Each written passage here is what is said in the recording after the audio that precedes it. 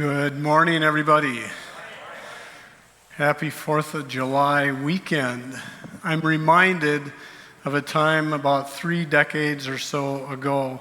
My dad, he also was a pastor, and a woman, a member of the church, had died on the 4th of July. And I just remember what my dad said at the funeral. It's indelibly imprinted here.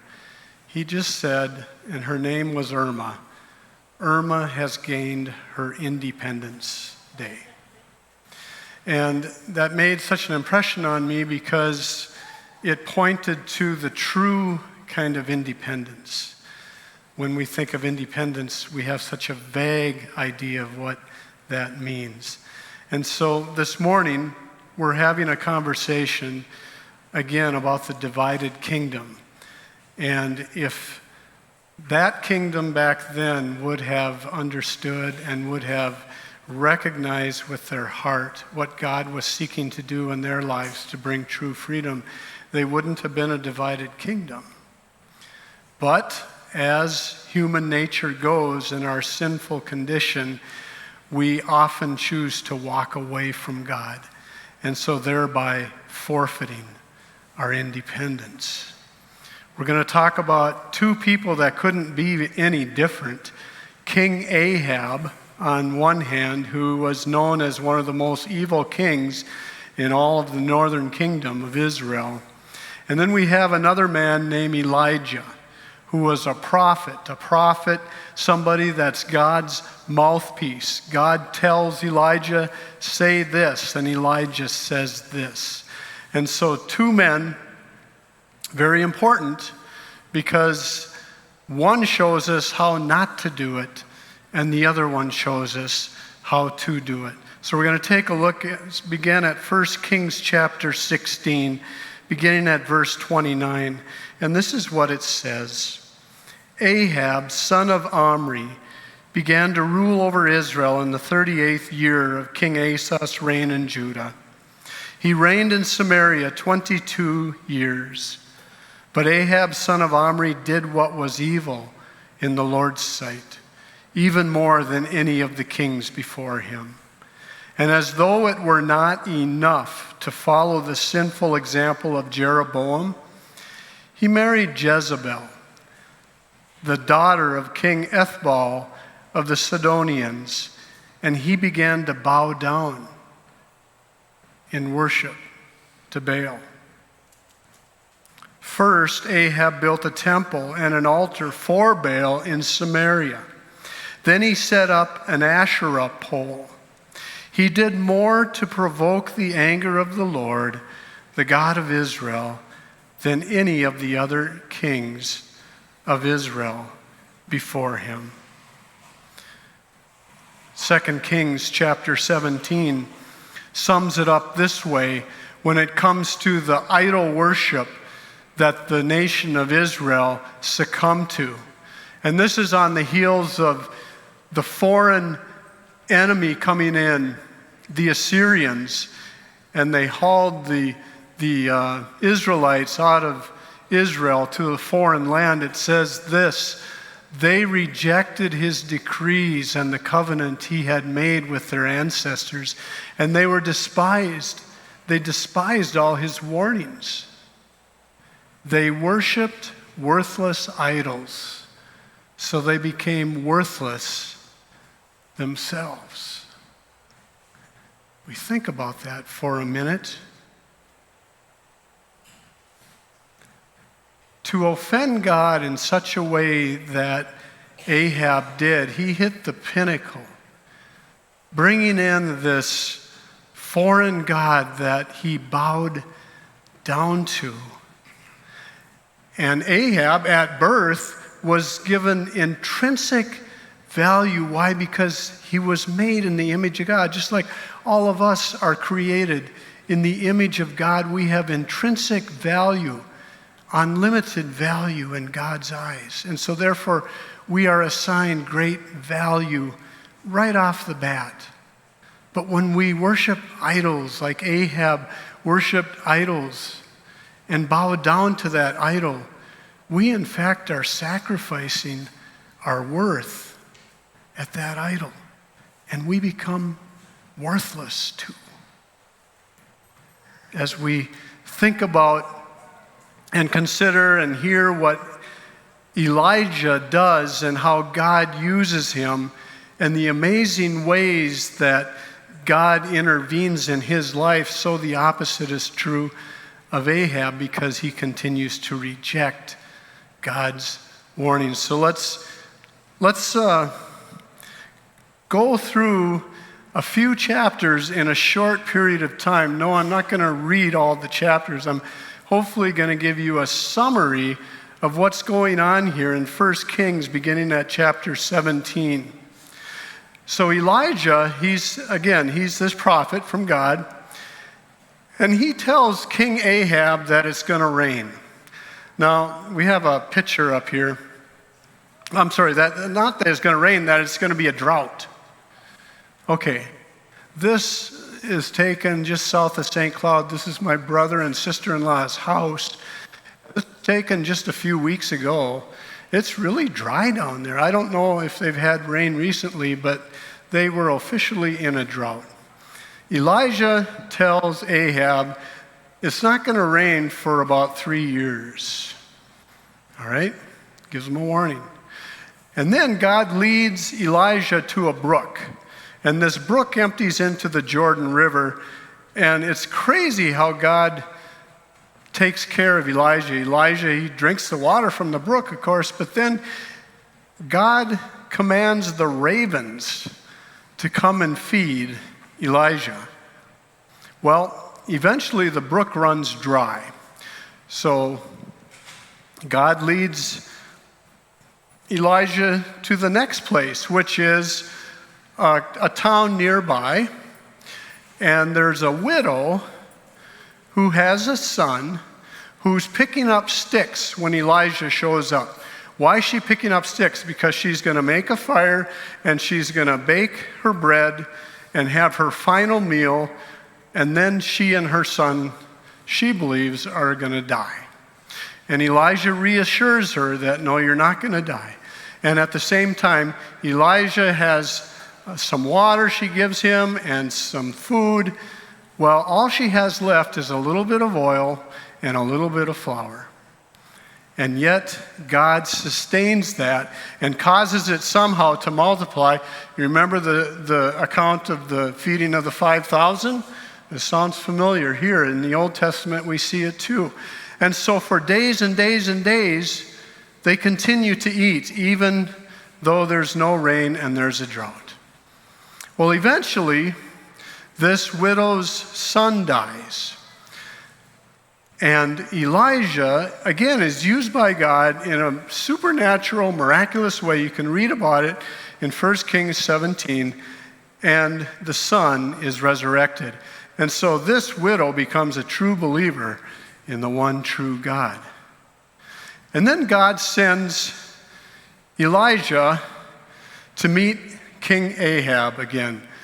The Lord says, present yourself. Get ready to present yourself to King Ahab. Ahab, in the meantime, he has a servant named Obadiah.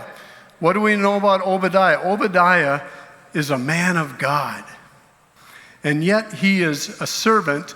He's working for wicked King Ahab. Now, this is important because some of you may find yourself in an occupation, for example, where you are working for people. As you look around, it's people that are not believers in Jesus Christ. And that can get hard. That can be very difficult. But I encourage you, because Obadiah knew what that was like. Obadiah, he sought to hide prophets of God in a cave. Why? Because wicked Jezebel, Ahab's wife, was trying to destroy anybody that claimed allegiance to God. So here's Ahab and Obadiah, and Ahab says to Obadiah, you go that way and I'll go this way, and we'll see if we can find some good pasture land for my horses and my mules. Hopefully we can save some of them. So Obadiah, he's out looking, And all of a sudden, he runs into Elijah. And Elijah says to Obadiah, I need to meet with Ahab.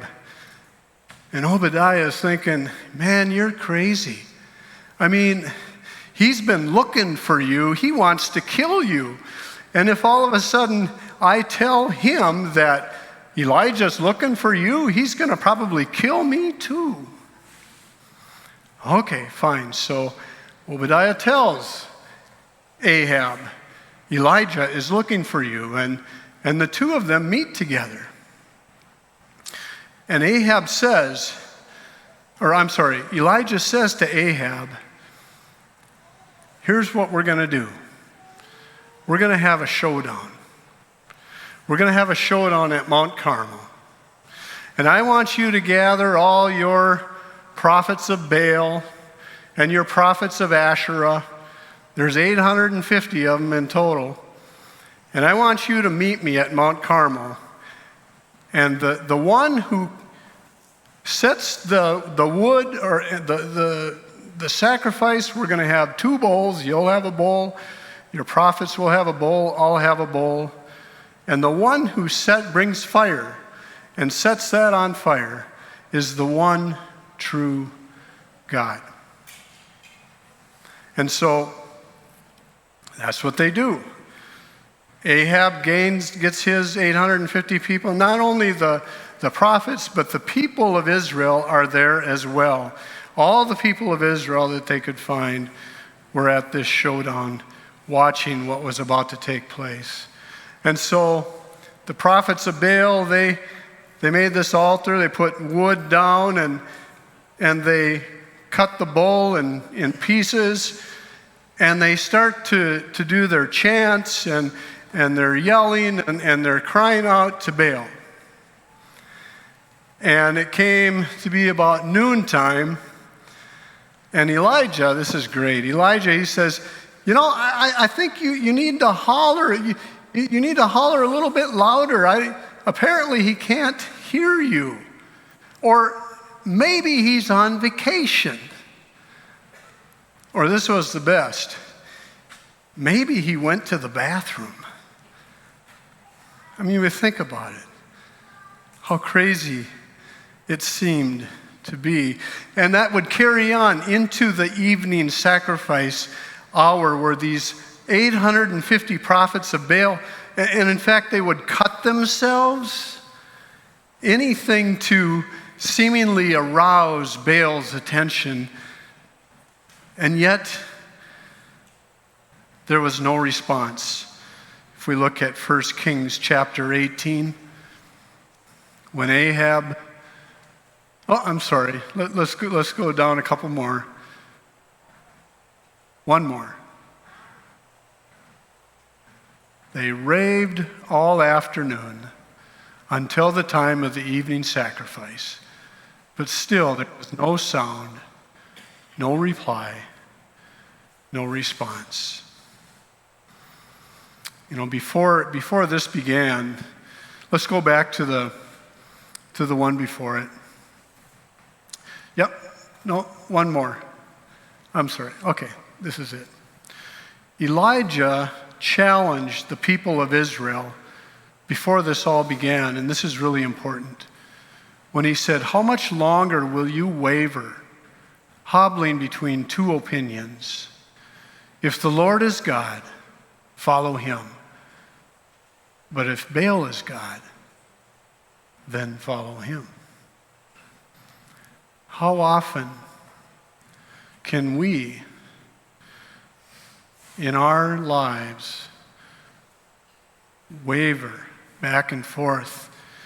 And we may know, for example, that the best thing to do about this particular problem in my life is to pray about it, bring it to God, but I struggle to do that. Why? Because I try to find a way in which I can fix it myself.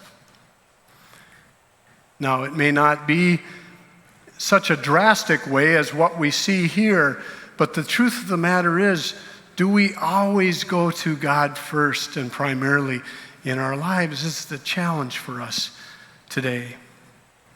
And so, in the book of Isaiah, In the book of Isaiah, it tells us this about idol worshipers and those who make idols. How foolish are those who manufacture idols. These prized objects are really worthless.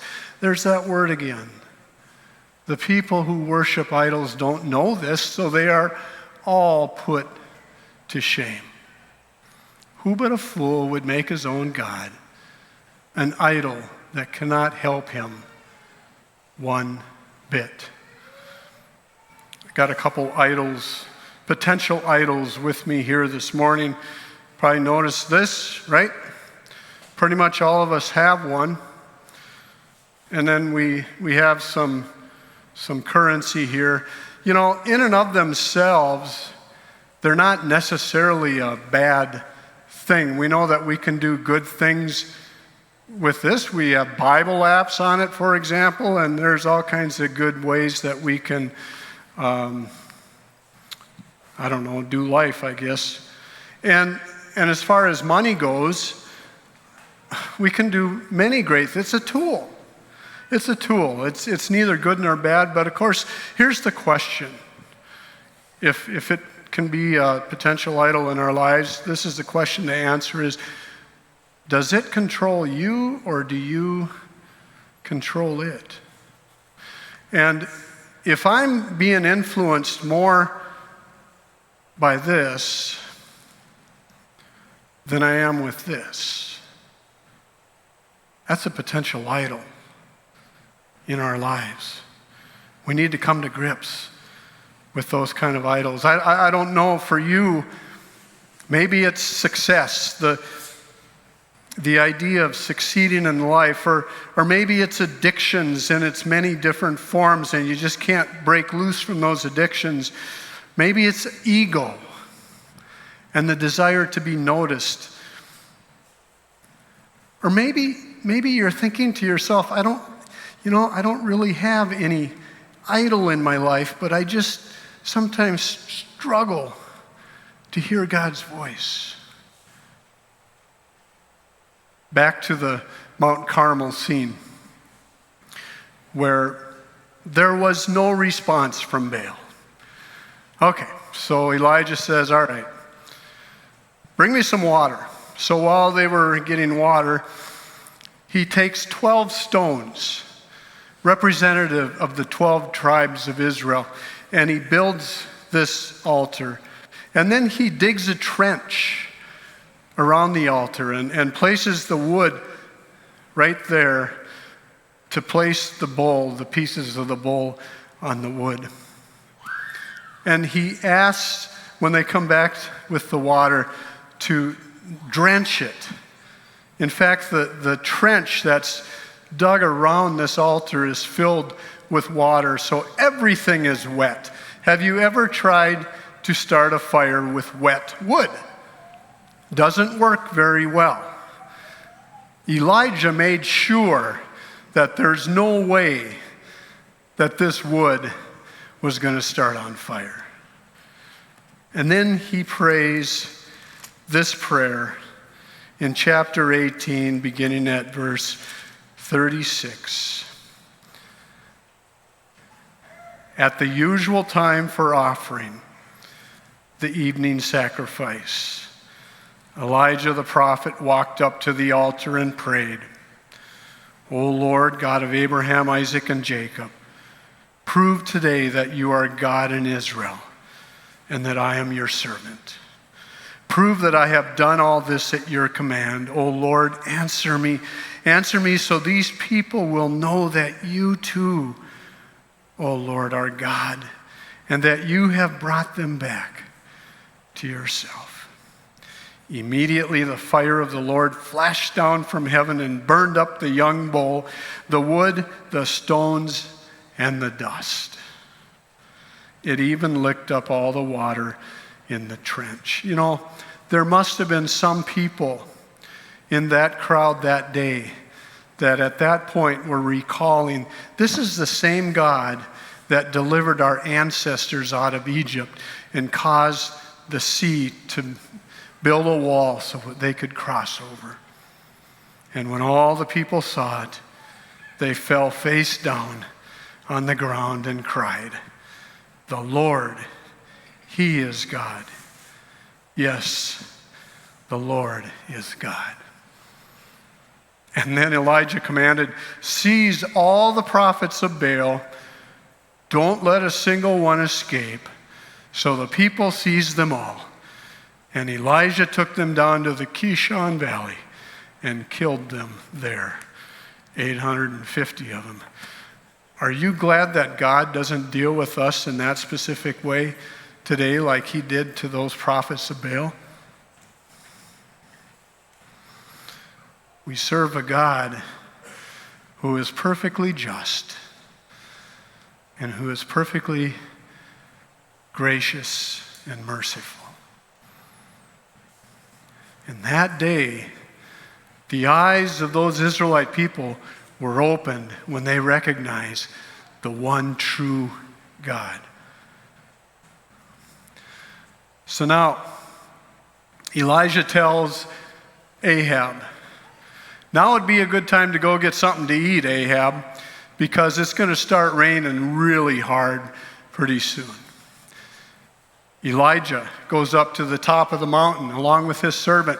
Tells his servant, he says, "Look out to the sea and tell me what you find." 7 times he did this, and the servant kept coming back saying, "I don't see anything." Finally, the 7th time, the servant comes back and he tells Elijah, "I see a cloud the size of a man's fist," meaning it's about to pour. And it does. And in a supernatural way, Ahab, he's on his chariot, but Elijah, he outruns Ahab on the chariot. He just run it, right? And Ahab gets back to Jezebel, his wonderful wife, tells her what's going on and what just happened at Mount Carmel, and Jezebel says, "I'm going to kill him in 24 hours, and if I can help it at all." What does Elijah do? You would think at this point that he would be fearless and say, "She can do whatever she wants to do. I'm protected by my Lord." But no, he's afraid. And he runs. And he gets to this tree, this broom tree out in the middle of nowhere, and he falls asleep. But before he falls asleep, the Bible tells us that basically he was depressed, and he said, "I'm no better than any of my ancestors. I may as well die." This is the powerful prophet Elijah, who we just talked about all these great things he experienced, and now he's ready to cash it in. You ever been there before? Well, God sends an angel to feed him, give him something to drink, and he says, "You better eat enough, drink enough, because you're going to go on a journey, a 40-day journey actually, all the way to Mount Horeb," which another name for is Mount Sinai, which, by the way, was where God gave Moses the 10 laws, the 10 commandments, and one of them was, "You shall have no idols, no other gods before me." Interesting how that works out.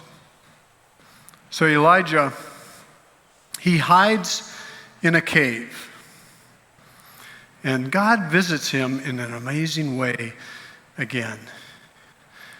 And he invites Elijah to come out and to stand there and watch. And all of a sudden it gets tremendously windy. So much so that the rocks began to fall and so on and so forth. But God was not in the wind. And then there's an earthquake. But God is not in the earthquake. And then a fire. Well, you would think that God would be in a fire because he manifested his power just a little bit ago through fire, but God was not in that fire. However, God was and manifested himself through a gentle whisper, it says in the New Living Translation. If you look at the King James, it'll say, a still, small voice. Elijah, powerful man of God, needed to be in tune with God's voice that was very different from what he heard before. It wasn't in the thunderous way that had been demonstrated. It was in the gentle, quiet way.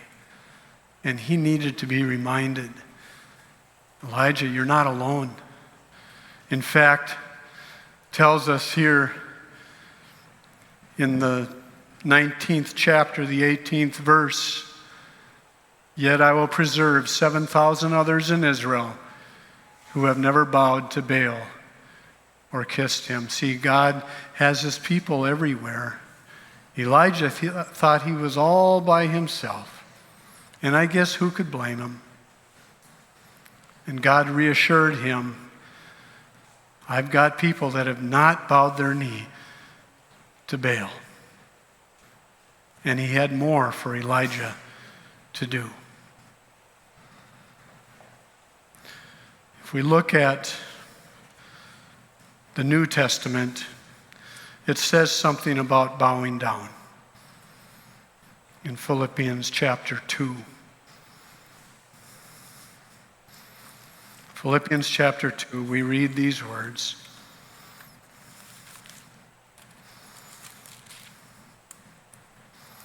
Beginning at verse 8. He humbled himself in obedience to God and died a criminal's death on a cross. Therefore God elevated him to the place of highest honor and gave him the name above all other names, that at the name of Jesus every knee should bow, in heaven and on earth and under the earth, and every tongue declare that Jesus Christ is Lord, to the glory of God the Father. There's a theme here this morning. Bowing down, kneeling. Ahab did it to a worthless idol. And now we read in the book of Philippians that there will come a day where those that don't even believe will bow down. It's a very sobering thought, especially when we consider as long as we have physical breath and we are able to bow down to our Maker, our Creator, our Redeemer. God is honored when there is a heart that's tender toward Him. Somebody else who knew something about split kingdoms said this: I have been driven many times upon my knees by the overwhelming conviction that I have nowhere else to go. Somebody popular in our culture as a great actor, Denzel Washington, described it this way, that when I go to bed at night, I push my shoes well underneath the bed. So then in the morning, I need to get down. I have to get down on my knees in order to get my shoes out. And of course, he was making reference to beginning his day with his Maker, thanking Him for that day on his knees.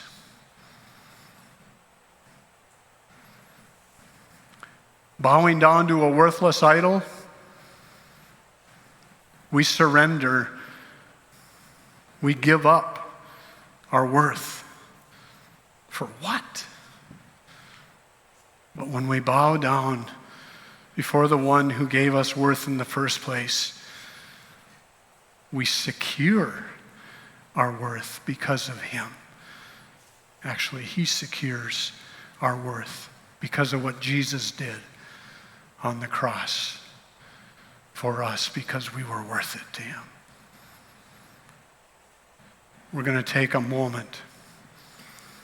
And I'd like to think of it as a spiritual marker. And we have done this before, where we're going to have a chance to just quietly, perhaps that still small voice is what you need to hear this morning, to have an opportunity to visit with your God, to visit with the one true God, to ask of him, Lord, is there anything within my life, within my heart, that I'm holding up in higher esteem than what I'm holding you for? Do you have first place in my life? This isn't a time where we look around because it doesn't matter what anybody else does. Some of us aren't able to bow down physically, but we can do it in our heart and in our minds. And just take some time to talk with the Lord. And so I invite you to do that. And we have some room up here in the front as well. If you need more space, maybe. But I just want to encourage you to recognize and to know your worth, your deep worth that Jesus has secured. And by claiming allegiance to the one who brings true independence, we can experience the freedom that God intended for us to experience. So let's just take a moment, a few moments, and Andy will give a few moments of time too for us to be able to do this together.